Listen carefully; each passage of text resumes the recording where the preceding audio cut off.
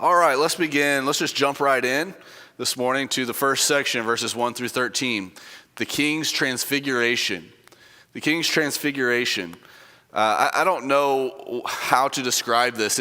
It's really it's just something that as you read it, it's just it's awe-inspiring. It's really hard to wrap our minds around. And we'll get to, hopefully, towards later on in this class, what is it that God is trying to communicate to us through this particular section of Scripture? Why is it recorded for us? Why is this inspired text still in our hands today? What is it that God wants us to know from it? But as you think about the King's Transfiguration, it's almost kind of this, at least from the perspective of Peter, James, and John, the three that were there to witness this coronation, this crowning moment. Like here, clearly, you cannot get around the fact that Jesus in this transfigured state is transcendent and beyond any other teacher or rabbi that had ever existed. There is something truly different about him, and that is being communicated through this particular event. Let's go ahead and read verses 1 through 13 together, and we're going to just touch on and take note of a few things in this section as we'll circle back to it. Beginning of verse number 1. Now after 6 days, Jesus took Peter, James, and John, his brother, led them up on a high mountain by themselves, and he was transfigured before them. His face shone like the sun, and his clothes became as white as the light. And behold, Moses and Elijah appeared to them, talking with him. Then Peter answered and said to Jesus, "Lord, it is good for us to be here.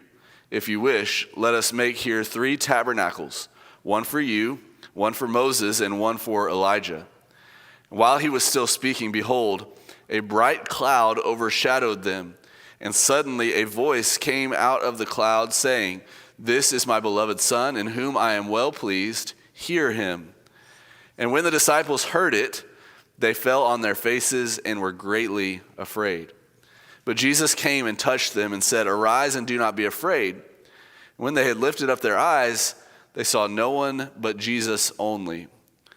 Now as they came down from the mountain, Jesus commanded them, saying, "Tell the vision to no one until the Son of Man is risen from the dead." And his disciples asked him, saying, "Why then do the scribes say that Elijah must come first?" Jesus answered and said to them, "Indeed, Elijah is coming first and will restore all things. But I say to you that Elijah has come already, and they did not know him, but did to him whatever they wished. Likewise, the Son of Man is also about to suffer at their hands." Then the disciples understood that he spoke to them of John the Baptist. All right, the King's Transfiguration. Consider it with me first in verse number 1, his accompaniment. As we made mention of a moment ago, with him is Peter, James, and John, often referred to as his inner circle, those that seem to be closest to Jesus. There's nothing wrong with Jesus having these 3 individuals that are closer to him than maybe the other apostles. These were individuals that he had a specific special purpose for, or at the very least, just a special affinity for. It's interesting to take note that these 3 individuals were present at 3 different occasions that were all just those 3. You think about the fact that those 3 individuals were in the presence of the raising of Jairus' daughter, as well as later on when Jesus is praying in agony in Gethsemane in Mark chapter 14. And so to think about the fact that Peter, James, and John were in the presence of the resurrection of someone who had died. They're in the presence of Jesus at his transfiguration, something that no one else experienced, something that is really hard for us to wrap our minds around exactly what that was like, exactly what played out. And then to be in the presence, or at least in the vicinity of Jesus before his crucifixion, praying in the garden. You can only imagine the faith-building nature of these events, how they would have played out for them in their ministries later on after Jesus ascended, and it was these guys going out into all of the earth and proclaiming the gospel, that they were witnesses to some of these most special precious events. And so it's interesting to take note of who is there on this evening, on this day. In verse number 2, consider with me his appearance. His appearance. He was transfigured before them. His face shone like the sun, and his clothes became as white as the light. That first word, transfigured, is a very similar word to our English word, metamorphosis. You understand the idea or concept of metamorphosis when it comes with something like a caterpillar to a butterfly. Exactly how that plays out with what takes place here with Jesus, I don't know that we can know that until we are in eternity and maybe have that opportunity to ask God. But it is interesting to think about that there is this transformation, this transfiguration, this change that takes place in Jesus' form. This word is only used 4 times in the New Testament. It's used here in Matthew chapter 17 as well as Mark chapter 9 in reference to the transfiguration. And in Romans chapter 12, in which we are to be transformed by the renewing of our mind. Again, I don't know exactly that Paul is suggesting that we are going to have this exact same transfiguration type of process that is taking place on the outside, physical, but it gives us a picture of how much of a change there should be made in our lives when we follow after Jesus, when we are transformed by the gospel. There is something that is completely different about us now than there was before we obeyed the gospel. That ought to really make an impression upon us to think about when Peter, James, and John saw what was taking place and they heard the voice that came out of heaven. They were greatly afraid by these things. There was such a stark difference, such a stark contrast between the way that they were used to seeing Jesus and the way that they were seeing Jesus now. They could not help but have some sort of reaction. In a similar way, as we think about that, if we're going to connect at least in some form the dots between this verse and Romans chapter 12, verse number 2, when people see us and our transformation as Christians, it ought to be obvious. It ought to be something that is visible. It ought to be something that is bright. We are called to be the light, the light, the city that is set upon the hill. We are the light of the world. We are transformed out of darkness and into the kingdom of his dear Son. We're no longer part of the darkness of this world. And so when people see us, there ought to be that transformation. And connected to that also is 2 Corinthians chapter 3, verse 18, in which believers are transformed into Christ's image. There's this metamorphosis, there's this transformation taking place.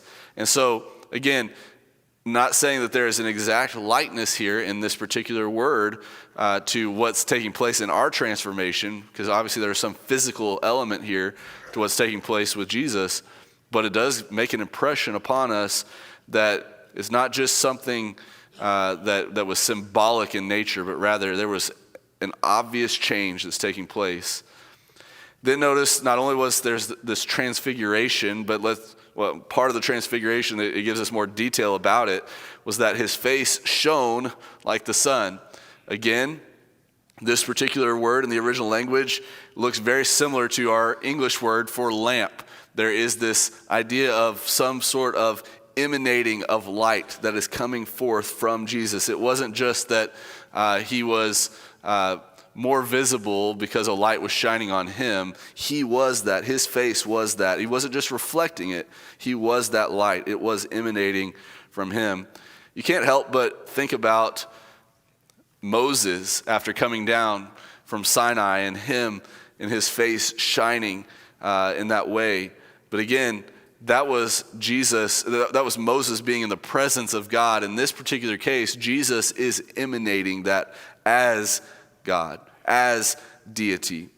It also kind of brings to mind, in my mind, Revelation chapter 1, in the vision that John is having, in which he sees Christ's face being described as one that is shining like the sun in full strength.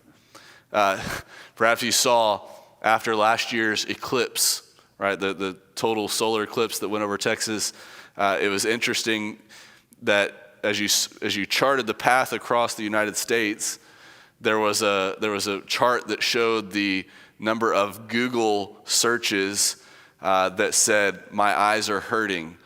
And as they plotted those out on the chart of the course of the total solar eclipse, that's where the majority of those searches were coming from. Because people, against the advice of many people who said, well, don't look at the sun directly, use the sunglasses, people still thought, well, I'll try to look at the sun and see this eclipse.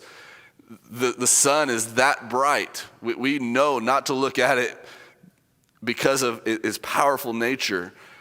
You think about what is said about Jesus in Revelation 1, verse 16, that his face was like the sun shining in full strength. And then you see at the end of verse number 2, his clothes became as white as the light. As white as the light. You think about the color white. Maybe sometimes we think about sunlight being maybe more yellow, but white light seems to be the brightest, and that's what is referenced here in terms of Jesus' clothing. Again, you could make reference to and think about places like in Daniel chapter 7, in which you have the beginning of many of the prophecies, the prophetic literature that is found there in the book of Daniel. After we move through a lot of the history, you get to the reference to who is Jesus, the Ancient of Days, who has garments that are white as snow. If you look at the cross-reference to Mark chapter 9, verse 3, it tells us that his clothes became radiant, intensely white, as no one on earth could bleach them. No matter how hard you tried to bleach them or to whiten them, no one else could do that as much as what was seen here with the clothing of Jesus. There has to be something here for us to take away beyond just, wow, what an amazing miracle that's taking place. What an amazing scene that would have been to witness. Something more here is evident by the fact that is tacked on to the fact that God's voice appears and says, this is my beloved Son in whom I am well pleased, hear him. And we'll get to that here more in just a moment. But before that, let's look at verses 3 through 5 and consider his authority. His authority. So Moses and Elijah appeared. Why these two characters? Why not Noah and David? Well, as you think about these two individuals, Moses would have been connected to a representative of the law, and Elijah would have been connected to a representative of the prophets.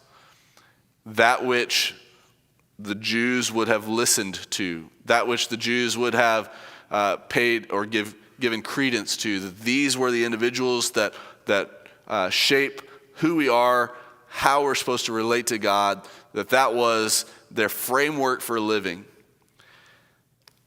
And Peter, again, sometimes impetuous, sometimes he speaks maybe without thinking, well-intentioned, likely here, says, Lord, it is good for us to be here.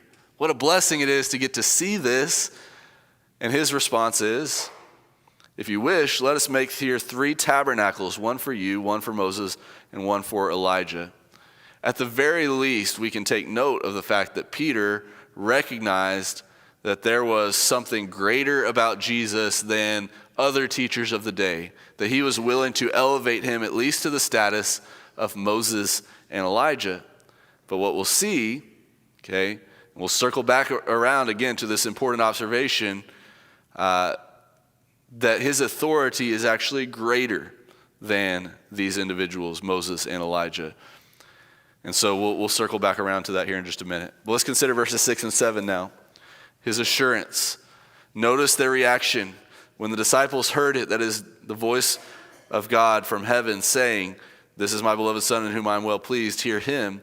They fell on their faces and were greatly afraid, or sorely afraid, or extremely terrified, as some translations put it.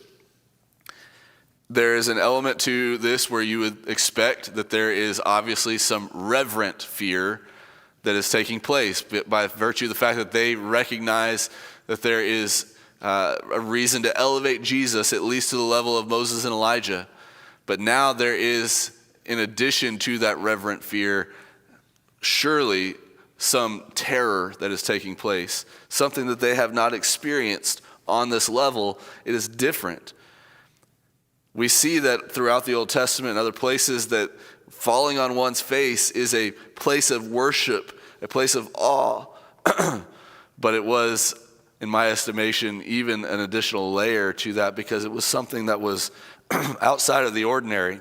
It was beyond what they were used to. But what do we see Jesus doing? Verse number 7, Jesus comes and he touches them and he says, "Arise and do not be afraid."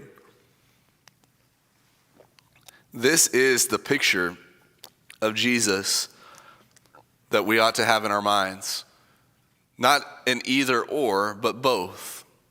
In this particular scene, we have both Jesus visualized for us, represented for us as this powerful, omnipotent being that from whom radiates the brightness of the sun at its fullest strength. But at the same time, one who is able to be tender and concerned about and thoughtful about those who are in need. Some have proposed that Jesus is not a lion but a lamb, or not a lamb but a lion. And it's not one or the other. He is both. He is the Lion of the tribe of Judah, but he's also the Lamb of God who takes away the sins of the world.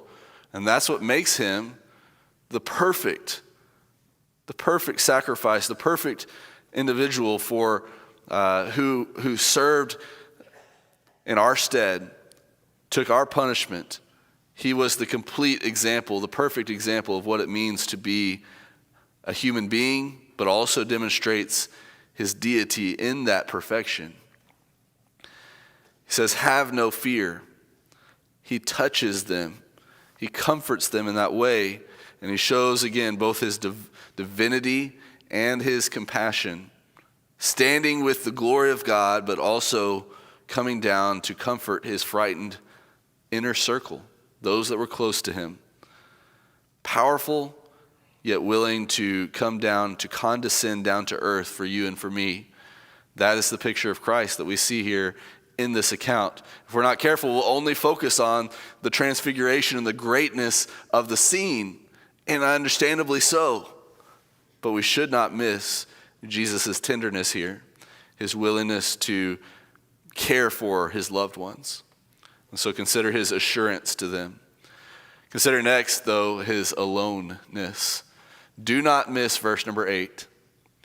When the disciples lift up their eyes, do not miss the last part of this verse. They saw no one but Jesus only. I do not think it an accident that Moses and Elijah are no longer there. After God, from the voice of heaven saying, "This is my beloved Son, hear him."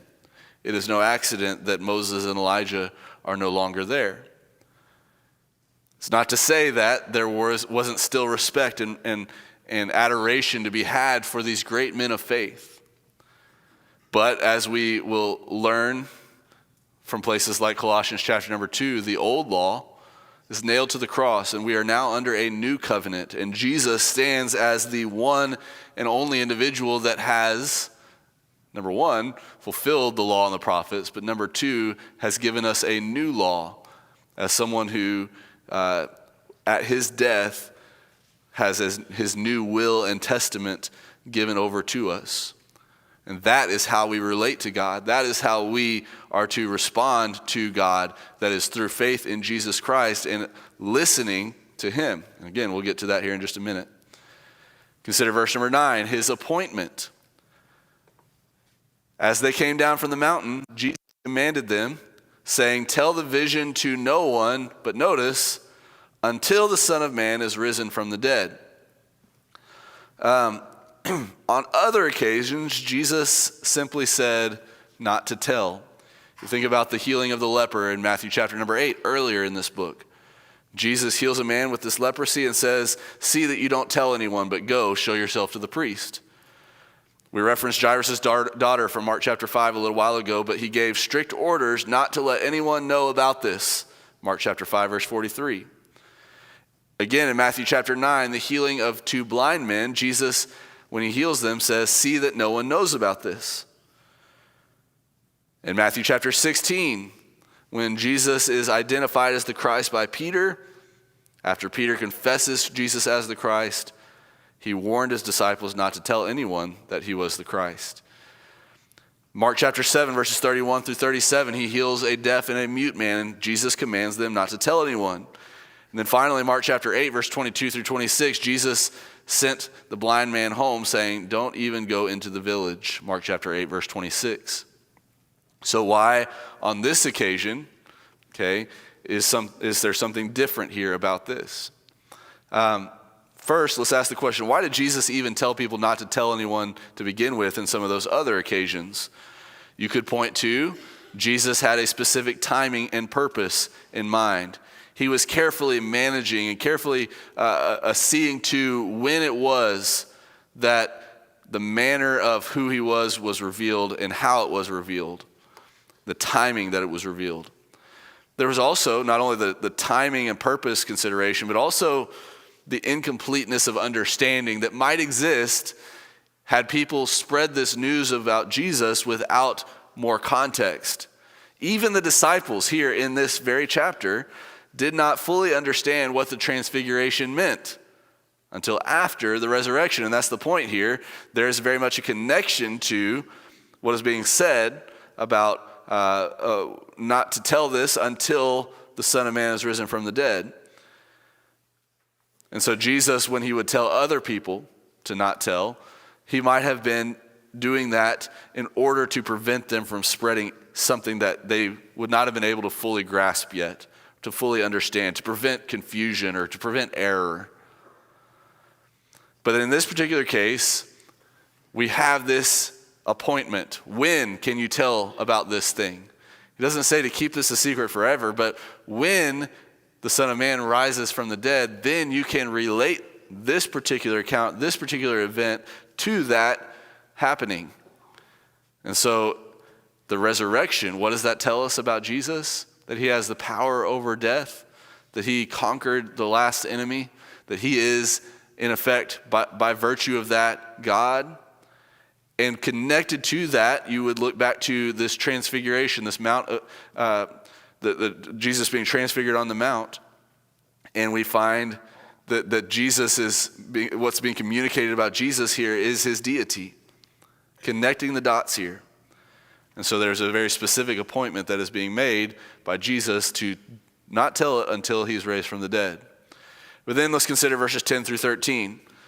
Perhaps maybe the most difficult section here for us to understand, but once we kind of see a couple of details, it becomes pretty clear about what is being communicated to us. His disciples asked him, saying, why then do the scribes say that Elijah must come first? Jesus answered and said to them, indeed, Elijah is coming first and will restore all things. But I say to you that Elijah has come already, and they did not know him, but did to him whatever they wished. Likewise, the Son of Man is about to suffer also at their hands. Then the disciples understood that he spoke to them of John the Baptist. So, the question that we first see in verse number 10 is this: why do the scribes say that Elijah must come first? Why are they asking that? Well, they're asking that because they had just seen Elijah. And in their minds, Elijah was literally, based on a prophecy from Malachi chapter 4, verse 5, in their minds, Elijah was literally going to come first before the Messiah. And so they had just seen him, but yet they had been with Jesus all these years beforehand, following him, and so it began to cause them to wonder, to be concerned. Did we misunderstand? If Elijah was just now appearing, and the scribes say Elijah has to come first, did we misunderstand? Is what's going through their mind. But Jesus, in his answer, clears up their confusion by saying Elijah had already come, and he has come in the form of John the Baptist.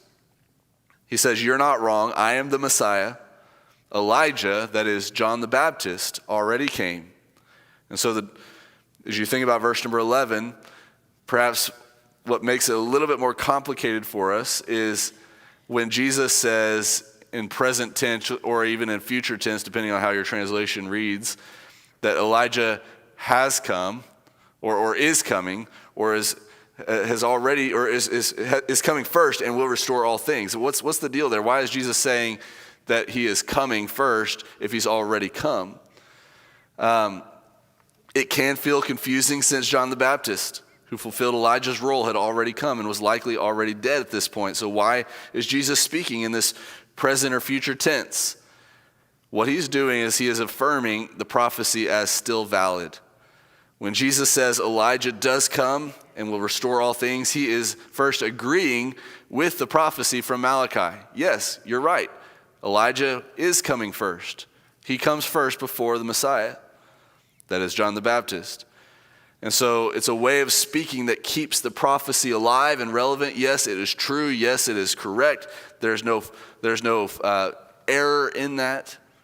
We might even think back to on the opposite side of the spectrum. A lot of times prophecy speaks in different tenses for the effect of saying how certain something is. Think about maybe like Isaiah 53 and the fact that the prophecy of Jesus is actually written in past tense, as though it had already happened, even though it was several hundred years before Christ would actually suffer the way that he suffered. And so it is very much an effect of saying what is said by the prophecy is true. What is being communicated by the prophecy is accurate. Yes, he is coming first. Yes, in other words, that is the order of things. And it might even also be added, as you see later on in that verse, and will restore all things. Well, has his part of restoring all things already happened, or is it still ongoing? And you could definitely add to that and suggest that what John did as Elijah was the ball that got things rolling, as it were. It was the part that got everything moving into effect. And his restorative work is still happening as a result of that. And so just because John is now dead doesn't mean that his work has ceased. What he started is still continuing. It's still ongoing. And he will restore all things in that way. Now, what's the big point, again, of all of this, of Matthew chapter 17, verses 1 through 13? What does God want us to know? What does God want us to take away from this? We can certainly put ourselves in the shoes of Peter and James and John, but what does God want us today to know? Number one, God's main message to us is that we must acknowledge his identity. We've got to acknowledge his identity. The Transfiguration pulls back the veil and shows that Jesus is not just some good teacher, not just some good rabbi, but in glory as the divine Son of God. We would do well to connect this to passages like John chapter 17, in which Jesus prayed, "And now, Father, glorify me in your own presence with the glory that I had with you before the world existed." Again, this section of John 17 indicates that Jesus was pre-existent. He existed before the world began. He was not a created being. He is not a created being. He is God. And he has condescended. He has come down to earth to take on fleshly form, but that does not take away his divinity. Moses, representing the law, as we pointed out, and Elijah, representing the prophets, appear, showing that Jesus is the fulfillment of both. And so that is another element to his identity, that he is the fulfillment of, he is the consummation of the law and the prophets. And this isn't just Jesus' idea, right? Jesus isn't saying with his words, "I am the fulfillment of the law and the prophets," though he does in effect say that in other places.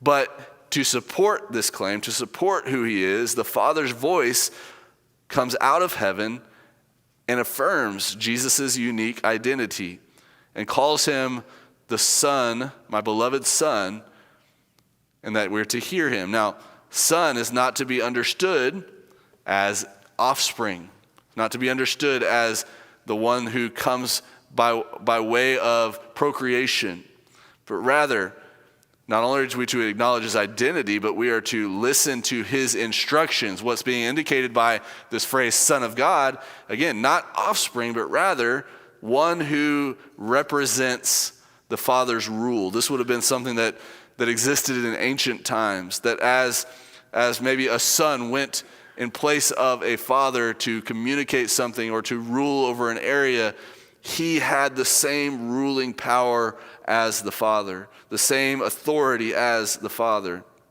And so Jesus, you think about Matthew 28 later on in this chapter, later on in this book, and then even go back to Matthew chapter 7 as one who spoke with authority, not as one like the scribes and Pharisees. He has been given all authority and shares the Father's glory. And so not only are we to acknowledge his identity, that he is truly deity, but we are to listen to his instructions. He says, hear him.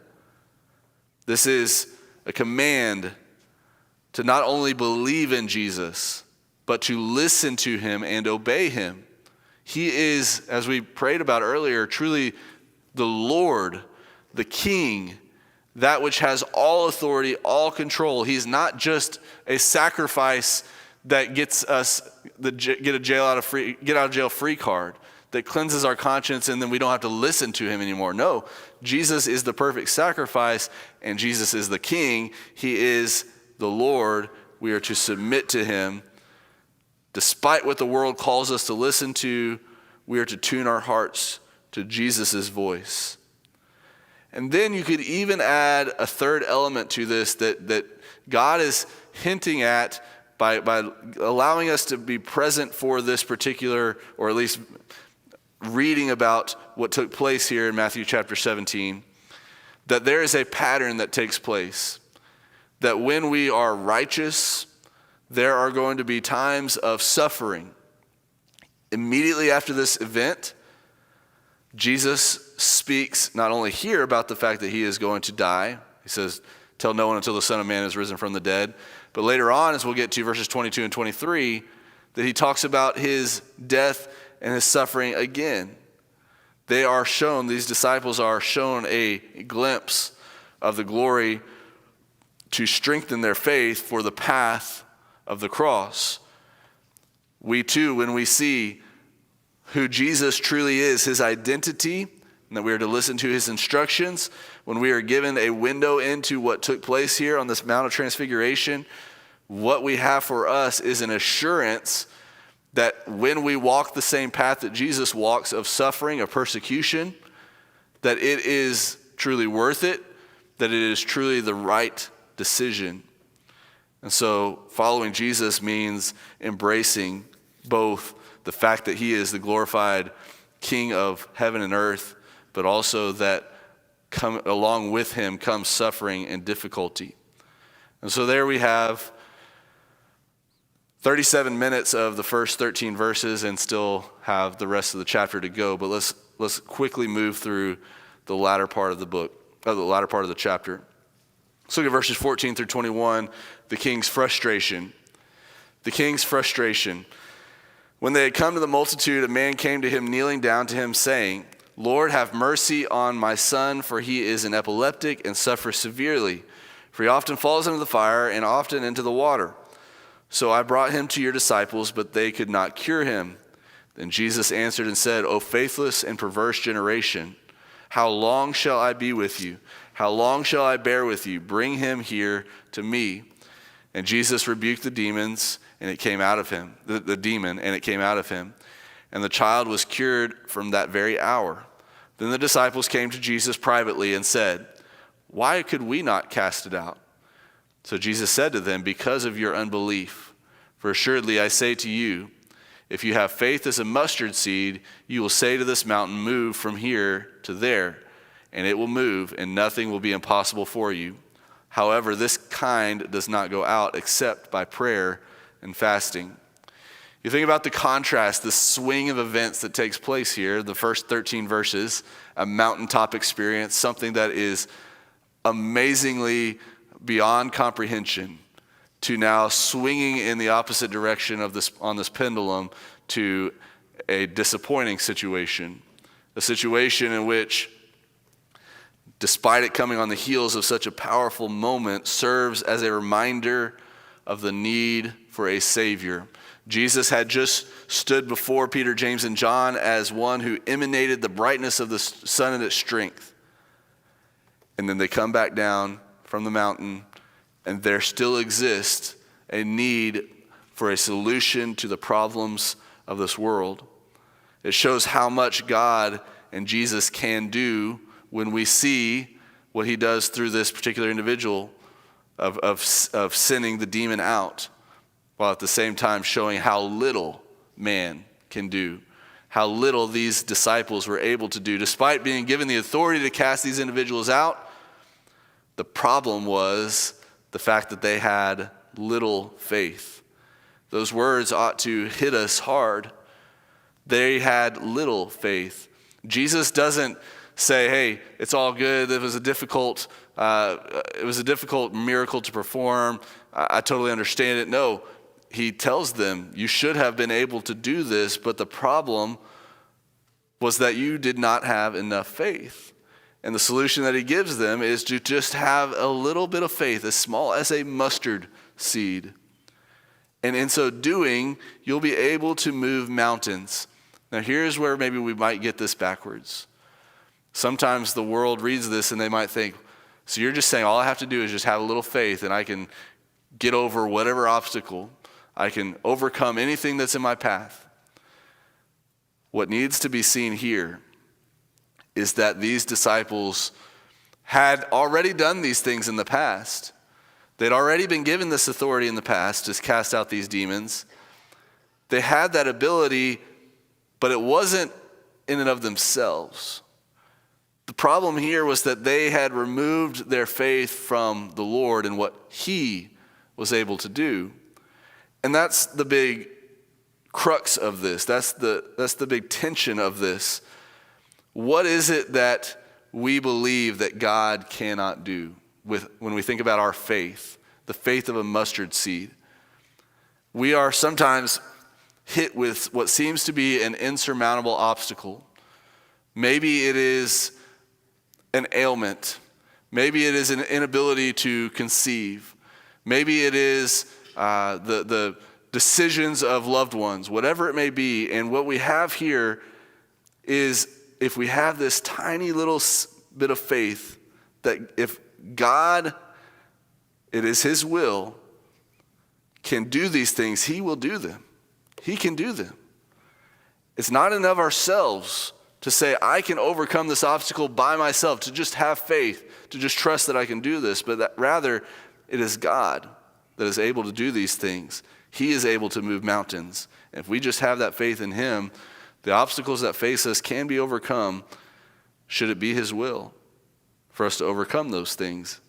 At the very least, if not in this life, the life hereafter.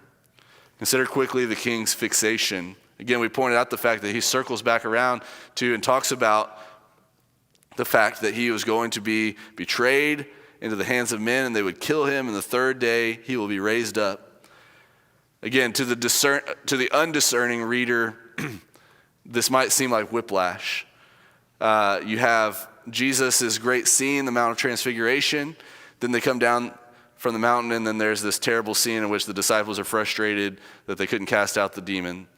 But then you have this great promise that if you will just have faith of a little mustard seed, that you'll be able to move mountains. But then here comes Jesus again saying, I'm going to be killed.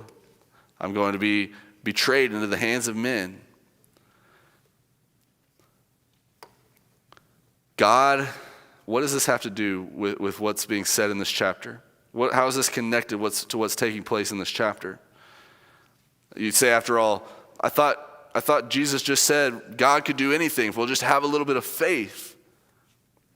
But then you realize that 3-word phrase there, will be raised.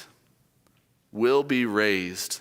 God can even overcome death, the greatest mountain. Not only for Jesus, but as you think about what is promised in 1 Corinthians chapter 15, he is the first fruits of the resurrection that come up, that we too will be also resurrected. The king's fixation was on the spiritual, the afterlife, not on the things of this world. He's not promising that it will take away every ailment and every difficulty, every heartache. What he is promising is that he will make things right through his resurrection, through his death, the penalty that he paid on our behalf. Then very quickly in the last minute, the king's exemption. We have a very interesting story here. Remember one that maybe remember from our children's Bible classes, in which Peter cast a hook into the sea to get a coin out of a fish's mouth to pay a tax. Wiersbe very quickly made some very interesting observations. This is only recorded by Matthew, the tax collector. This is the only miracle performed to meet Jesus' own needs. I would add to that, with the exception of his resurrection, but even that was ultimately for our need as well. Only miracle that is used with regard to money. It is the only miracle using one fish. You see a number of miracles, or at least more than one miracle, in which there are multiple fish, a lot of fish. In this case, it's just one fish. This particular miracle was only performed really for Peter, because he's the one that sees it as by himself. And then the only miracle that's recorded for us that does not record the results. And so a very interesting text here, but the key here, before we leave this, the most important, why is this here? As we're thinking about the king, a king, what's ironic about this is Jesus as the king is unable to pay. Even though he's the king, he's unable to pay because of his finances, but yet he's able to provide and still does pay, despite the irony of the fact that he is the king and doesn't have that money. So the king's exemption, the king is the one who, as he lists out here, verse number 25, from whom do the kings of the earth take customs or taxes, from their sons or from strangers? What is he saying? I am the one who owns all things. Why would I take tax money? Why would they take tax money from the owner, the one who is the creator, the one who's above it all? These things already belong to me. Thank you for your attention this quarter. We'll begin again next week with chapter number 18.